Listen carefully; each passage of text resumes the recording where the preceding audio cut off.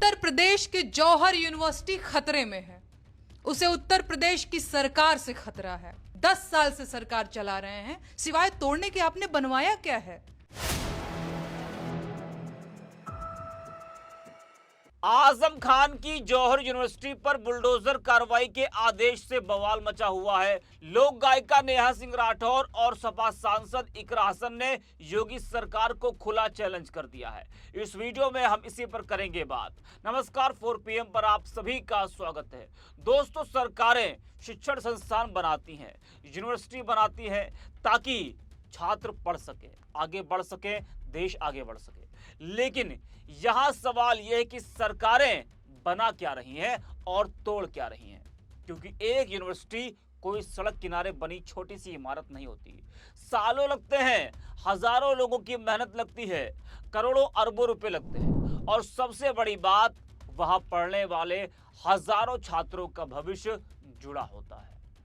लेकिन रामपुर की जौहर यूनिवर्सिटी के 38 भवनों को ध्वस्त करने के आदेश के बाद अब बड़ा सवाल खड़ा हो गया है। क्या किसी विवाद का समाधान सिर्फ बुलडोजर है? आज देश में शिक्षा व्यवस्था की हालत किसी से छिपी नहीं है। छात्र अपनी मांगों को लेकर सड़कों पर हैं। जंतर मंतर का आंदोलन और छात्रों की ताकत तो देखी है आपने। और अब लगता है रामपुर में भी एक नया जंतर मंतर बनने की तैयारी हो रही है, क्योंकि मामला अब सिर्फ आजम खान का नहीं रह गया। मामला एक यूनिवर्सिटी का है, मामला शिक्षा के मंदिर का है।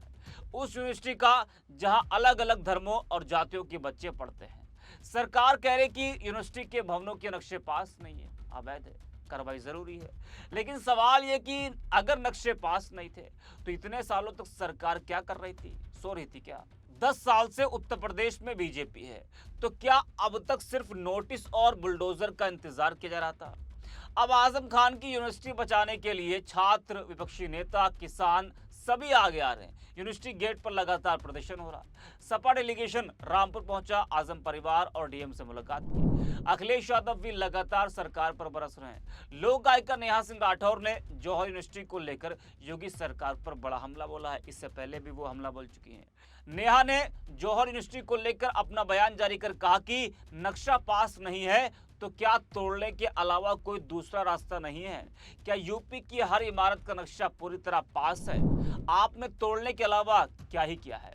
जरा आप भी सुनिए नेहा सिंह राठौर को, फिर आपको हम सुनाएंगे इकरा हसन। उत्तर प्रदेश के जौहर यूनिवर्सिटी खतरे में है।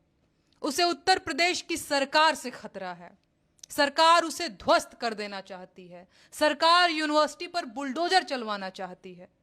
अगर जौहर यूनिवर्सिटी की इमारतों का नक्शा पास नहीं है तो क्या यूनिवर्सिटी को तोड़ने के अलावा दूसरा कोई विकल्प नहीं है? क्या प्रदेश की सारी इमारतों के नक्शे पास हैं? उत्तर प्रदेश की सरकार ने खुद कितने विश्वविद्यालय बनवाए हैं भाई? 10 साल से सरकार चला रहे हैं, सिवाय तोड़ने के आपने बनवाया क्या है? कभी लोगों के घर तोड़े, कभी दुकानें, हजारों सरकारी स्कूल आपने बंद कर दिए। इन सरकारी स्कूलों में गरीबों के बच्चे ही तो पढ़ते रहे होंगे। अब वो बच्चे कहाँ होंगे?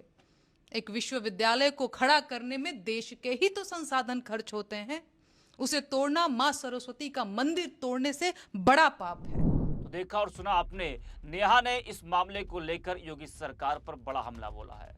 राजनीति को दूर कर दे अगर, तो शिक्षा के मंदिर को बचाने के लिए सभी को आगे आना चाहिए, बिना ये देखे कि किसने बनवाया किसने नहीं।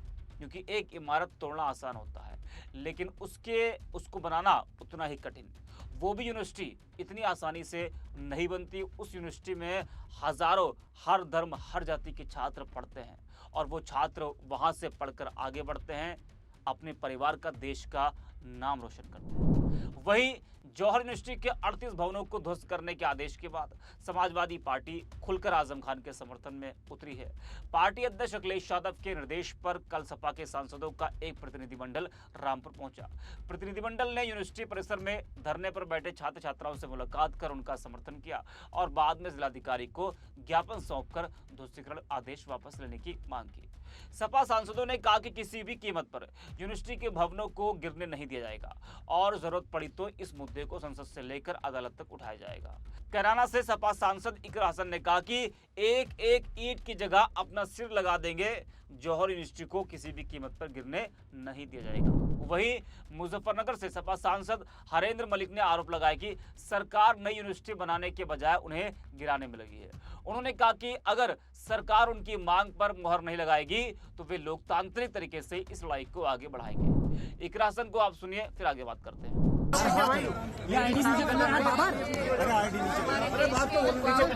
और हमारे देश के जो स्टूडेंट्स हैं, छात्र हैं, उनकी जीत है और अहंकारी सरकार का अहंकार तोड़ने का काम इस देश के सभी को उस जीत के लिए मुबारकबाद। हम यहाँ आज रामपुर में आए हैं। यहाँ पर एक जो हमारी यूनिवर्सिटी है, जौहर यूनिवर्सिटी, उसको तोड़ने का नोटिस दिया गया था। इसलिए समाजवादी पार्टी का एक डेलीगेशन आदरणीय अखिलेश यादव जी के निर्देश पर यहाँ पर 10-12 सांसद हम लोग आए थे और यूनिवर्सिटी में डीएम साहब को हमने ज्ञापन दिया है और यही हमारी मांग है कि कानूनी प्रक्रिया के तहत डिसीजन लिया जाए। यूनिवर्सिटी के पास सभी कागज मौजूद हैं, उनके पास परमिशन जिस मानक दिए जा रहे हैं वो इसलिए नहीं है क्योंकि वो यूनिवर्सिटी 2016 में बन चुकी थी।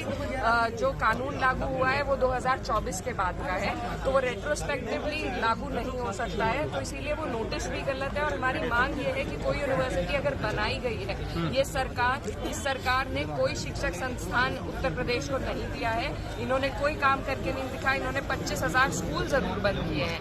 तो आज अगर एक यूनिवर्सिटी खड़ी है यहाँ पर, उसको तोड़ने का अधिकार उत्तर प्रदेश की जनता इस सरकार को नहीं देगी। अगर तोड़ना है तो अंग्रेजों का बनाया हुआ संसद तोड़े। ऐसी बहुत बिल्डिंगें हैं जिनकी कोई परमिशन इस तरह की नहीं है। जो ये कागज आज मांग रहे हैं वो मांग सके। और खैर बेसिक मांग ये है कि यहाँ पर स्टूडेंट पढ़ते हैं, अलीगढ़ मुस्लिम यूनिवर्सिटी हो चाहे जामिया हो, वहाँ पर किसी एक जाति या धर्म का स्टूडेंट नहीं। वहीं सपा अध्यक्ष अखिलेश यादव ने जौहर यूनिवर्सिटी के ध्वस्तीकरण आदेश का कड़ा विरोध किया है। उन्होंने योगी सरकार पर भेदभाव का आरोप लगाया और इस फैसले पर पुनर्विचार करने की मांग की।